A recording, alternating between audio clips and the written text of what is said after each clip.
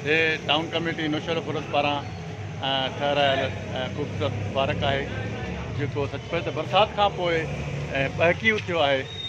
ख़ास कर सीनरी सावक जेके वटणा हुआ साफ़ थी विया बरसात का ॾिसो सावक इन जी बाक़ायदा चमकी पई है सावक में। एडो ख़ूबसूरत पार्क जो पहिरों दफ़ो आहे जो टाउन कम्युनिटी इनके बाक़ायदगी से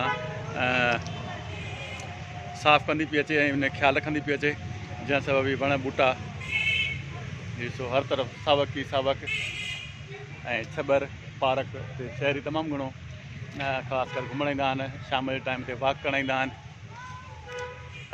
ॾाढो मज़ो महसूस थींदो आहे अखियुनि खे। सावक जेको आहे चवंदा आहिनि अखियुनि लाइ सेहत जी निशानी आहे।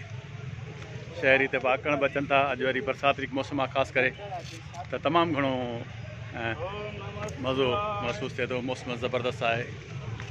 हे सभु दोस्त अॼु जेको आहे सो बरसाती मौसम में मज़ो वठण आया आहिनि। ताजो कीअं थो लॻे?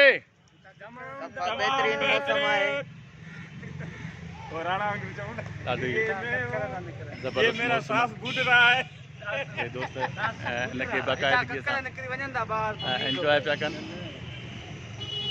ऐं ख़ूबसूरत पार्क हर तरफ सावक ही सावक।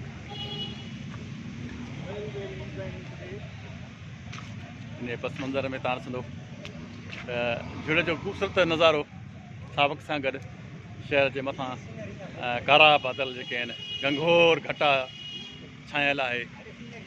हर तरफ़ मींहुं ताज़ो वसी बस थियो हाणे ऐं ॾाढो ख़ूबसूरत मंज़र नज़र अची रहियो आहे। ख़ूबसूरत मंज़र दोस्त ख़ूबसूरत मंज़रनि जो मज़ो वठी रहिया आहिनि। ही Nowshahr town community park Mehran park